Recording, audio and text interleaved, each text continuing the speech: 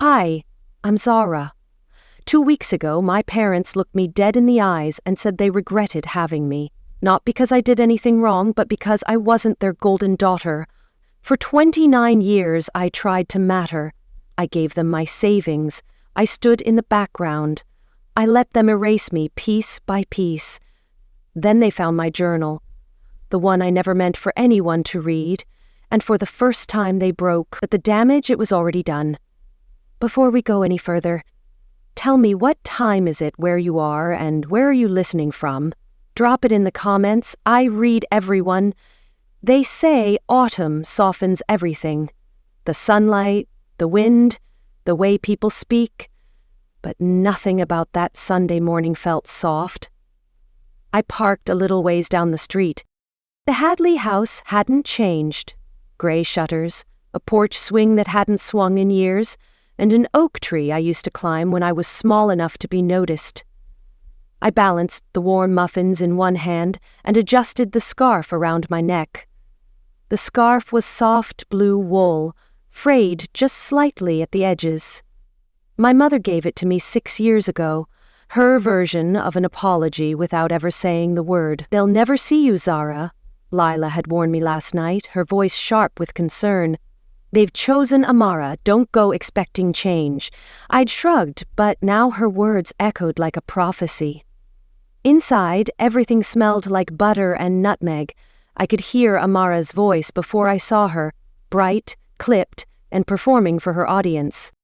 As always, she greeted me with a distracted, "Hey!" then turned back to our mother, her wine glass already in hand. Dad was at the head of the table, reading the news off his tablet like it was a boardroom briefing. No one stood up. No one offered to take the muffins. I found a spot at the far end and quietly slid them onto the table. "You're wasting your time," Amara muttered under her breath, her eyes flicking to me with a smirk. "They don't care about your little gestures." I forced a smile, my heart stinging. "Maybe I care, Amara. That's enough." "Cranberry?" I offered, hoping to break the stiffness. "Dad's favorite." No response. Amara continued detailing her firm's expansion into Boise, and Dad nodded occasionally, the way men do when they're not really listening, but don't want to admit it. I waited for a natural pause to share my news. My solo exhibit at the gallery downtown had drawn over 250 guests, even a write-up in the Statesman. "You're not the star here," Amara whispered, leaning closer, her voice venomous. "Stop trying to steal my spotlight." I clenched my jaw, refusing to let her bait me. "I'm just sharing, Amara, not competing." "So, I had my opening last Saturday." Amara raised her hand mid-sentence. Wait, Dad. Tell them about that investor who wants you to speak at the chamber." He leaned back, folding his arms. Yeah, he's a good kid. Reminds me of someone who listens." I closed my mouth. The muffins were cooling. "I just thought it was nice," I tried again, voice quieter. "The exhibit, a lot of people showed up." Silence. Mom finally glanced over. "Zara, you've always been, how do I say it, so performative. Even as a kid, you don't need a crowd to be proud of yourself, sweetie." Performative.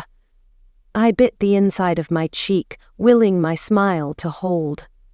I watched her sip her coffee like she hadn't just taken a scalpel to my ribs.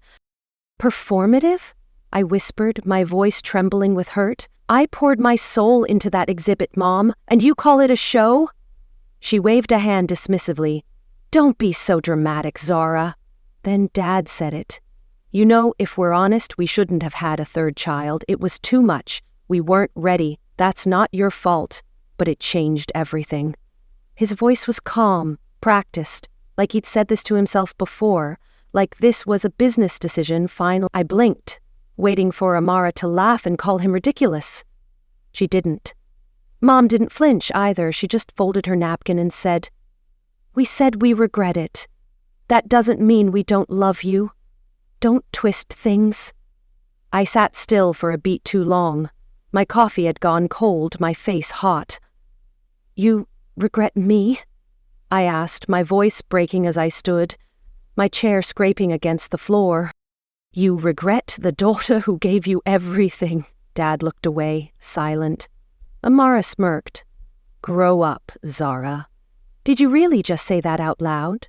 "You always overreact," Amara muttered without looking at me. I stood slowly, my chair scraped loudly against the hardwood floor. "I need some air." The hallway was dim but familiar. My feet took me toward the photo wall out of instinct.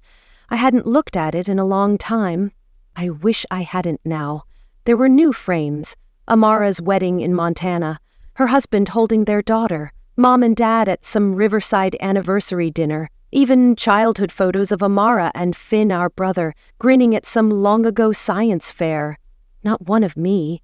Even the photo from my graduation, the one with my cap crooked and Dad's arm around my shoulder, was gone.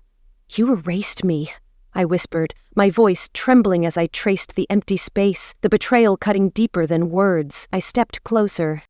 There was a square of clean space where it used to hang, a paler patch surrounded by faint dust, like a missing tooth in a smile. That's when my knees buckled a little. I pressed a hand against the wall to steady myself. My throat felt like cotton. My eyes stung, but I wouldn't give them tears. I walked back to the front hallway, picked up my bag, and opened the front door. The air outside was crisp, but it didn't sting as much as the silence inside had. Standing on the porch, I whispered aloud, just to myself. "They don't regret having me. They just regret that I didn't become who they wanted." I didn't remember the walk back to my apartment. I think I crossed 5 intersections without really seeing the lights change. By the time I stepped through my front door, the cranberry muffins I had baked were still warm in the tote, untouched, their buttery sweetness now bitter on my tongue, without even taking a bite. The air in the apartment felt heavier than usual, like grief had moved in while I was gone. I didn't collapse on the couch. I didn't cry. I didn't scream. I hung up my scarf, the one Mom had given me 6 years ago, and stood there staring at the empty hook beside it. "You gave me this scarf," I muttered, my fingers brushing the frayed edges, "but you never gave me your love, Celeste." My keys dangled quietly. Everything looked the same, but nothing felt the same. I moved slowly to my dresser. The bottom drawer held years of tucked-away memories I rarely touched, scraps of the past I once clung to, then buried. I pulled it open and sat cross-legged on the worn carpet, the city hum whispering through the window behind me. My fingers brushed over an old birthday card. I hesitated, then set it aside. And that's when it hit me. I was 10 again, standing just outside the kitchen door, half hidden behind the striped curtain. I hadn't meant to eavesdrop. I was going to ask Celeste if I could open my 3rd gift early, but her voice cut through first. "Zara was a mistake," she'd said, her voice cold and final. "We were stretched thin with Amara and Finn." Thane's reply was softer but no less cruel. "We'll make it work, but she'll always be the extra burden." "We should have stopped it too," she said quietly but clearly. "I don't have it in me to keep faking." Thane's voice came next. "Too late now. She's here. Just try not to let her feel it." I hadn't remembered that moment in years. Maybe I had blocked it out. Maybe it had always been there, buried beneath school plays and whispered apologies that never really came, but now it played like a film on loop. That night I had smiled through the cake cutting, posed for pictures with frosting on my cheek, thanked them for the party like the good girl I always tried to be. They didn't know I heard. Or maybe they did. Present day, Zara reached into the drawer again, pulling out the card from that year, plain white cardstock. Their signatures at the bottom, nothing else, not even "Happy Birthday," just "Love." Celeste and Thane. "You didn't mean it," I whispered, my voice breaking as I clutched the card, the emptiness of their words a fresh wound. My breath caught. I flipped it over. Nothing. Amara's card that same year, her 12th, was still vivid in my mind. It had stars drawn in blue and gold ink, and Celeste had written a full letter on the inside, 3 pages. She read it aloud at dinner, something about how Amara was a blessing, so bright, the heart of this family. Even back then I had smiled through that too. I should have burned this card years ago. Instead, I tucked it back into the drawer like it hadn't just ripped a hole in me. All my life, I'd played the role, the easy one, the helper, the daughter who didn't complain, who didn't ask for much. I kept the peace. I never skipped school, never rebelled. When I got straight A's, I posted the report card on the fridge myself because no one else did. When I won that regional art contest in high school, I told Celeste it was fine she missed the awards night. You had a work dinner, I reminded her, even though she hadn't. She'd smiled. Barely. You're sensitive, Zara. Don't take things so personally. But it wasn't personal, was it? It was just invisible. I opened my old diary. The pages were worn, the edges frayed. My handwriting was looped and neat, a child desperate to be understood. I flipped through until one line caught my eye. Written in green ink, "Someday I'll matter enough for them to regret nothing." My throat tightened. I whispered, "Guess that Sunday never came." 3 days passed like fog, thick and motionless. I barely left my apartment, and when I did, it was for coffee I didn't finish or errands I didn't remember starting. Monday morning arrived with a text I had already expected. "Monday brunch. I booked a private room. Be there." Celeste, no hi, no apology, just a command dressed as a courtesy. I stared at the screen, rereading the words until they blurred. Leela, always the grounding voice, didn't even look up from her sketchbook when I told her. "They're setting a trap," Lila said, her voice low and fierce. "They'll guilt you into silence, Zara. Don't fall for it." I zipped up my jacket, my resolve hardening. I need to face them, Leela. I need to see how far they'll go. "Don't go," she muttered. "You already know what's waiting." I buttoned my coat. I need to know if they're really going to pretend like none of it happened. The cafe in Meridian was the kind of place you went when you wanted to show people you had your life together. White tablecloths, fresh lilies, small vases, soft jazz humming from the speakers. I arrived early, out of habit, clutching the same leather tote I had taken to the last brunch. A hostess smiled and walked me past the main room to a private area near the back. I paused when I saw the setup. A long table was set for 12, beautifully decorated, already buzzing with polite laughter, and next to it, closer to the children's play corner, was a small table set for 2. "You're banishing me," I whispered, my heart sinking as I stared at the small table, the isolation a deliberate slight. "Excuse me," I said, pointing. "I'm with the Hadley party." She checked her tablet. "Yes, Zara, right, you were listed for the small table." My jaw tightened. "That one?" She nodded. "Yes, ma'am, right here." The chair screeched as I pulled it out. I sat, feeling every inch of distance between me and them. The noise of toddlers banging spoons behind me was the only thing drowning out the ringing in my ears. I folded my hands in my lap and stared at the untouched cutlery. Eventually, my father stood and tapped at glass. "Glad everyone could make it. Let's eat and enjoy." And then my mother rose. Her smile was soft but deliberate. She lifted her glass and said, "Here's to Amara's promotion, regional director finally, and to Finn's engagement. We couldn't be prouder, truly. You two are the joy of our lives." Cheers, clapping, even some awes from the cousins. I lifted my mimosa, sipped slowly, and stared straight ahead. There were 12 names on that table. Mine wasn't spoken. "You forgot me," I whispered, my voice barely audible, my heart breaking under the weight of their exclusion. When dessert was served, I excused myself to the restroom. The mirror was too clean, too bright. I barely recognized the woman staring back. "They want me gone," I said to my reflection, my voice trembling with rage and hurt. But I won't disappear, even here, I whispered. They need me to vanish for everything to look perfect. I fished out my phone. One word to Lila, confirmed. She'd know exactly what it meant. I returned quietly, hoping to slide back in without much notice. But Amara leaned over just as I reached my chair. Her perfume was sharp, her smile sharper. "You're embarrassing yourself," she hissed, her eyes gleaming with malice. "Sitting here like a rejected puppy. Just leave, Zara." I met her gaze, my voice steady. "I'm not the one who should be ashamed, Amara. You know they only invited you so you wouldn't make a scene, right?" I didn't flinch. Maybe they should have let me stay invisible. The ride home blurred through my windshield, trees sliding past like ghost limbs. I didn't even turn on the radio, just silence, the kind that buzzes at the edges of your thoughts.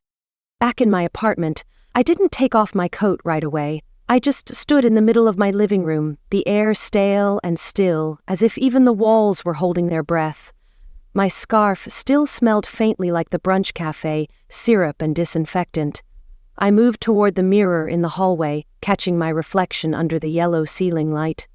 Same blouse, same face, same Zara who'd sat near the toddler corner. I slipped off my shoes one at a time, slowly, like I was peeling off skin that didn't belong to me.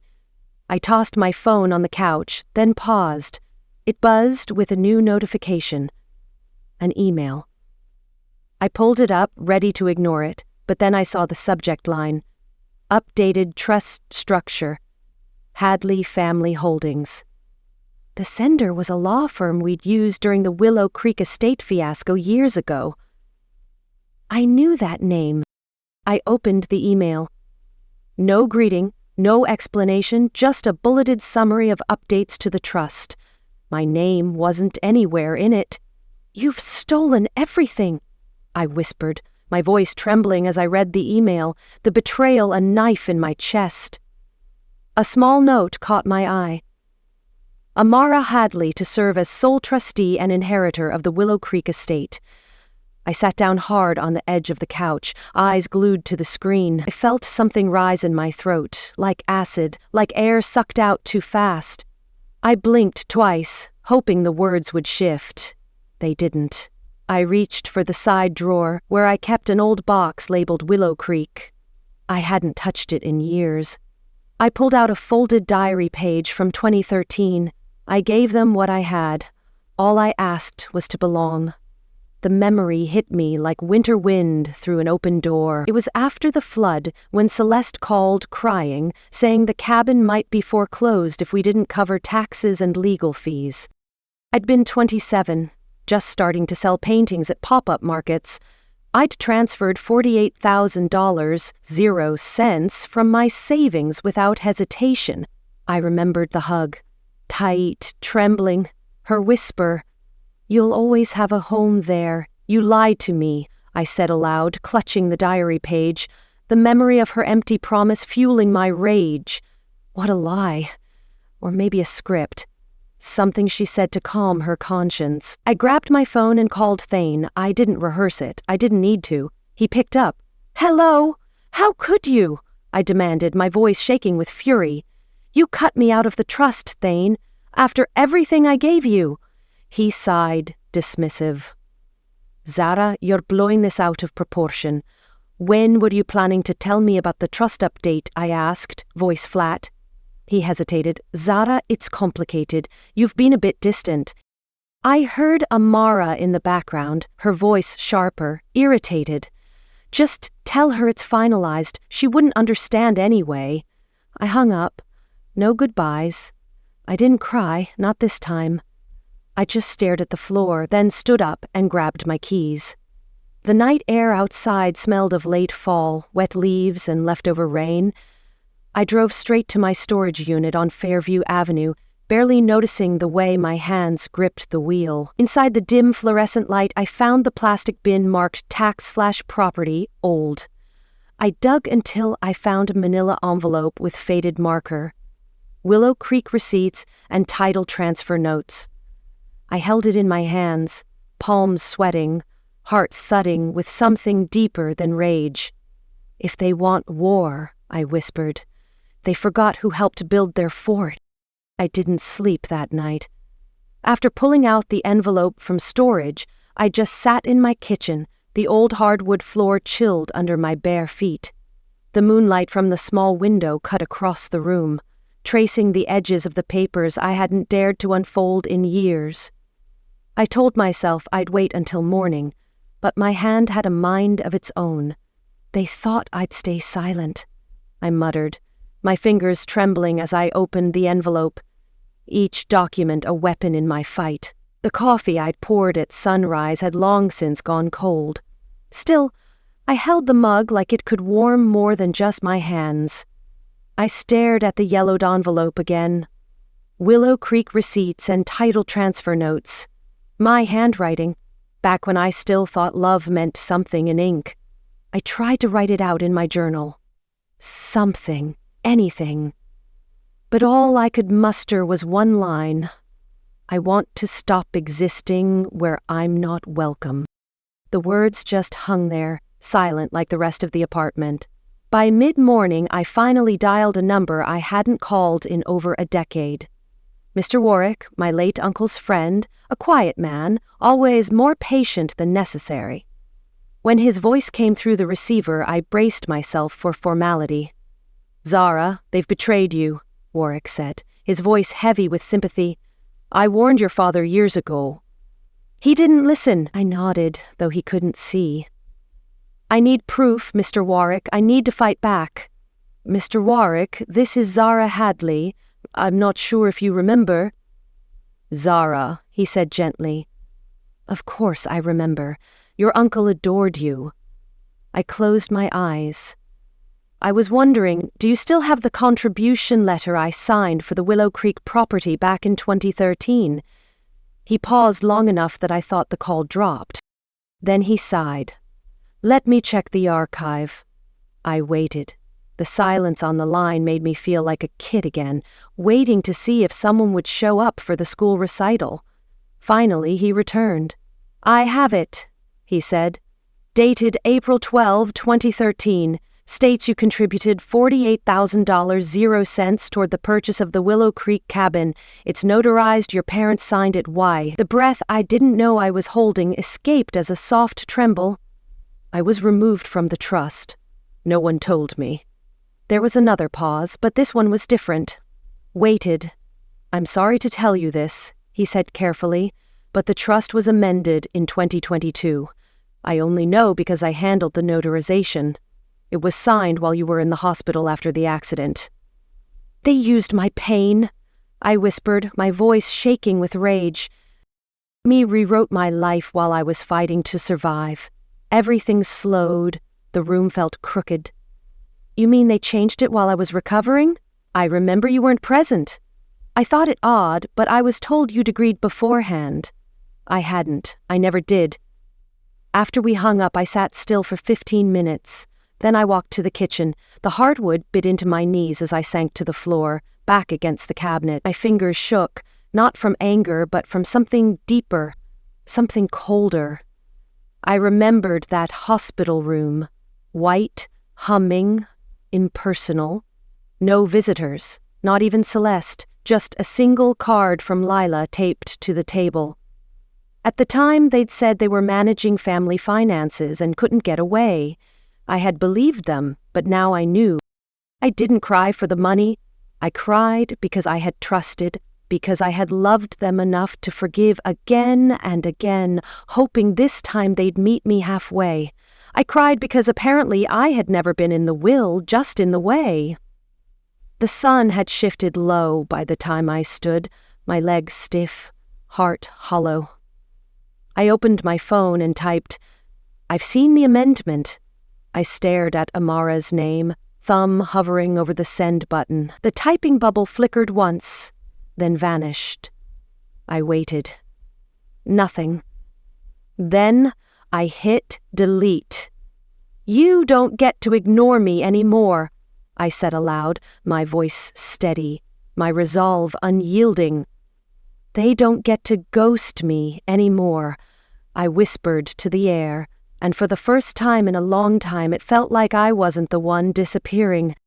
The drive over felt longer than it used to. Maybe it was the silence in the car, or maybe it was me calculating every word I needed to say. I had driven that route for birthdays, holidays, doctor appointments, but today I wasn't arriving as the youngest daughter trying to smooth things over. I was arriving as someone they had underestimated. I pulled into the driveway and sat in the car for a minute, watching the curtains shift in the front window. They'd seen me. My outfit was plain. No jewelry, no softness, just a gray blouse and slacks. The folder in my bag weighed heavier than it should have. I stepped out and walked slowly up the steps. Celeste opened the door, her face a careful mix of surprise and neutrality. "Zara, you're making a mistake," she said, her voice sharp with warning. "You'll tear this family apart." I met her gaze, unflinching. "You already did that, Celeste. I'm just here to fix it." "Zara," she said, like I'd stopped by to return a casserole dish. Amara appeared behind her, holding a coffee cup already mid-sip. "You're pathetic," Amara sneered, her eyes gleaming with malice. "Still chasing their approval? Give it up, Zara." I smiled, cold and sharp. "I'm not chasing anything, Amara. I'm taking what's mine." "Look who's here," she said too brightly. I didn't greet them. I didn't step inside yet. I looked at them both, two women who had spent years managing appearances like it was a job. Then I walked in. "Coffee?" Thane asked from the kitchen, not looking up from his phone. "No," I replied, placing my bag down on the table. "I'm not here for coffee. I'm here to return the favor. You erased me. I'm putting myself back in," Amara chuckled under her breath. "Zara, really? You're still hung up on this?" I pulled out the folder and handed it across the table. "You can start with this." She took it, flipped open the first page, then scoffed. "This again? You always overreact." I didn't blink. "You removed me from the trust while I was recovering from surgery. You took a property I helped pay for and rewrote the history to suit yourselves." Celeste sat down, lips pressed tight. Thane rubbed his forehead but still said nothing. Silence had always been his favorite language. "You didn't just forget me," I continued, keeping my voice even. "You planned it while I was unconscious, while I had IVs in my arms." Amara looked up from the packet, her tone sharp. "You were barely responsive. We made the decision for the good of the family. You were not stable." "No," I said, standing. "You were unstable. You couldn't stand the idea that I might deserve something permanent." I laid the last document on the table, a notarized letter bearing my name, dated, signed. "My lawyer will be in touch. We're beginning formal mediation. I'm not asking you anymore." Amara looked like she wanted to argue. Thane finally opened his mouth, then closed it again. I turned, grabbed my bag, and walked out. No one followed. The drive back was quiet, but different this time. Not the kind of silence that screamed rejection, just the kind that came when you finally stopped expecting a sound that would never come. At home, I slid my shoes off and walked into my living room. The air felt still but lighter. I placed my bag gently on the counter, stared at the window as sunlight dimmed into evening, then softly, to no one in particular, I whispered, "I'm not afraid of being alone anymore." I didn't expect silence to feel heavier than confrontation, but it did. When I opened the envelope that Friday morning, the official header was the first thing that struck me, a law firm I'd never heard of, embossed in silver. My name sat beneath the subject line in bold, unblinking letters. I skimmed, hoping it was some mistake, but it wasn't. Amara had filed a countersuit. She'd claimed I had a history of emotional instability, making me unfit to participate in financial matters concerning family estate distribution.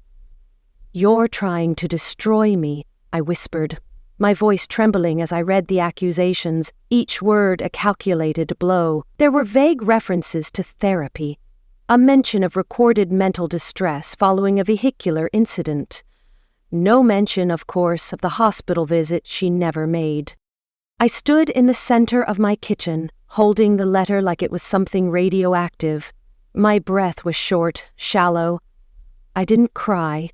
I didn't speak. I just stared until my hand gave up and let it fall to the floor.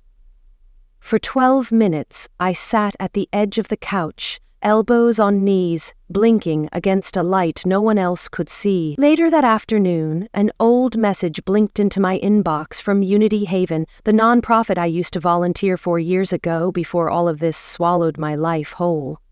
A panel. Friday afternoon. Topic: Invisible Work, the Unseen Labor of Women. They'd remembered me, asked if I could speak again, like I had that one time 6 years ago when we fundraised for single moms. I almost declined, but instead I wrote back, "I'll be there." By 2 a.m. p.m., I stood backstage in a modest conference room in Boise. Rows of chairs, a simple podium, lukewarm coffee, and paper cups. Nothing dramatic. My hands trembled slightly, not from fear of speaking, but from what I was choosing not to say. They called my name. I stepped forward. "I'm here to tell my truth," I said, my voice steady but fierce, the room falling silent under the weight of my resolve. "Hi, I'm Zara Hadley, artist, daughter, and for most of my life someone who tried very hard not to be a burden." I saw nods. Older women, a few college students. A man in the back folded his arms, watching closely. I used to think that being easy meant I'd be safe, that if I didn't complain, if I didn't challenge anything, I'd be kept. I looked down for a moment, then back at the room. But the truth is, being invisible is not the same as being loved. The room was silent. Then heels, sharp, deliberate, approaching the mic. "Hi," a voice said sweetly behind me. "I'm Amara, her sister. I just wanted to offer some context." Gasps. A few heads turned. I didn't. "You're lying to them," I whispered under my breath, my heart racing as Amara's voice dripped with false sincerity. "She's been under a lot of stress," Amara continued. "After her accident, we were all worried. I'm not saying she's unstable, just that it's complicated." I kept my eyes forward. My grip on the mic tightened, but I let her speak. "You know," she added with a too-perfect smile, "we all want what's best for the family, but sometimes memories don't match reality, especially when emotions run high." I turned slowly toward her, waited for her to finish, then softly, "My sister's right." She smiled. "I did have a breakdown," her smile faltered. "And do you know why? Because I spent 29 years being edited out of my own life." I reached into my folder, pulled out a single sheet of paper. "This is my story," I said, holding the page high, my voice ringing with defiance. "And you can't erase it anymore, Amara. This is an excerpt from my diary. My father found it, and for the first time in 29 years he cried. I didn't read it aloud. I didn't need to. Instead, I folded it in half and looked out across the room. Some of us spend our whole lives shrinking, hoping that if we're small enough, polite enough, quiet enough, we'll finally be welcome to the table. But some tables were never set for us to begin with. I tucked the page back into the folder. The room didn't applaud immediately. It was too quiet. Then, from the far left, a slow clap, followed by another. And somewhere in the middle, a woman whispered loud enough for all of us to hear, "She said what we've all been too scared to." The applause had faded, but its echo followed me for days. I didn't expect it to. I thought I'd walk off that stage and dissolve back into the quiet, like always. But Tuesday morning proved me wrong. My inbox was full. Strangers, former classmates, even a professor I hadn't heard from in over a decade. Most just said thank you. A few said they cried. One line stuck with me. "You made me feel less alone." Buried beneath them was an unexpected name, Emmett Voss, my father's longtime attorney. The subject line read, "Something your father wanted you to have." The subject line read, "Something your father wanted you to have." The email was short. "He tried to speak with you before his heart surgery last year, said there were things he never said right. I have a document he left behind. If you're willing, I think it's time." "He's too late," I whispered, my heart torn between hope and hurt as I read the email. The promise of truth, a fragile thread. I sat still for a long time, hands hovering above my keyboard. Then I replied, "Friday, 11:00 AM. That Friday, the sky was overcast. Thick clouds hung low, as if bracing the city for something. I walked into Emmett's office, a quiet suite downtown, the kind that still had wood paneling and a receptionist who offered chamomile tea. He didn't say much, just nodded and slid a thick envelope across the desk. His eyes held something softer than sympathy, maybe guilt, maybe relief. I opened it. It was an addendum to Thane's will, dated 10 months ago, and at the top, in handwriting that had once signed all my report cards, "To Zara, because I finally saw who really kept this family upright." There was more. Legal acknowledgments, trustee amendments, even a full reinstatement of my co-ownership in the Willow Creek property. But that single line eclipsed everything. I didn't cry. I exhaled so deeply it startled Emmett. For the first time in years, I felt something close to equilibrium. Saturday morning, I drove to my parents' house. No folder tucked under my arm this time, just a sealed envelope and my own steady hands. When Celeste opened the door, her face betrayed more confusion than concern. "Zara, you've gone too far," she said, her voice trembling with anger. "You're destroying us." I held her gaze, unyielding. "You destroyed me first, Celeste. This is just the truth coming home." "Zara, what are you—" "I'm not here for a fight," I said softly. "Just wanted you to know the truth wasn't lost. You just refused to read it." I placed the envelope in her hand. Through the seal, they could both see his handwriting. I met Thane's eyes for just a second before I turned away. Their silence followed me down the steps and halfway to the sidewalk. Then Zara. I turned. Thane was on the porch, collapsed into the bench. His shoulders shook. In his lap the diary, pages loose, spine cracked. His thumb rested under the line that began, "I was 10 the first time I felt like extra luggage." He was crying, deep, guttural sobs that came from somewhere buried under decades of denial. Inside, I could see Celeste, sitting in the hallway, her arms crossed, but her frame trembling. I didn't go back. Instead, I stepped into my car, closed the door gently, and let the silence cradle me. It wasn't justice, but it was acknowledgement.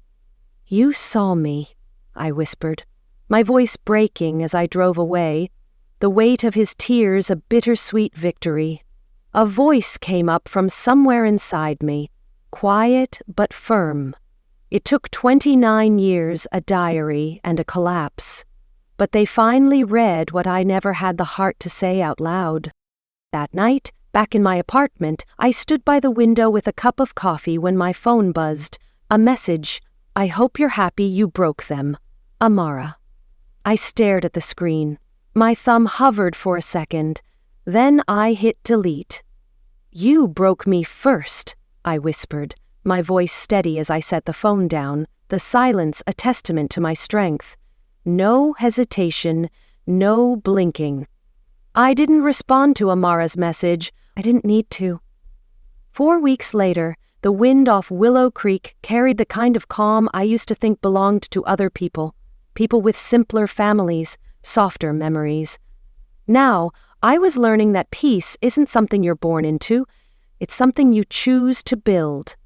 The cabin my aunt left me was small, but it held everything I needed: space, quiet, and no expectations. I painted the walls a soft sage color, something that felt rooted. I moved slowly, no rush, no performance, just presence. There's one photo on the shelf above the fireplace. It's not of any reunion or celebration. It's of me at 9 years old, holding a blue notebook with marker smudges on my cheeks and a ribbon in my hair. She didn't know much yet, but she already knew how to carry things quietly. Beside it, I framed a torn diary page, the one that used to make me cry, the one they used to ignore. Now it sits beneath glass. Not because it hurt me, but because it proved I existed. A few nights ago, I pulled out one last unsent letter. I had written it months ago after that hospital stay they barely showed up for. It started with, "I forgive you," and ended with a sentence that had haunted me for too long. I just wanted to be enough. I read it twice, then took it outside to the fire pit. The paper curled quickly, turned black at the edges, then folded into ash. I watched it disappear into the wind. No tears, no bitterness, just release. Because sometimes the apology never comes. And sometimes silence is the apology. On Wednesday, while cleaning the screened porch, I found something wedged under a floorboard, an old blue ribbon, the same kind that once bound my childhood journals. I held it for a moment, thumbed the frayed edges, and smiled.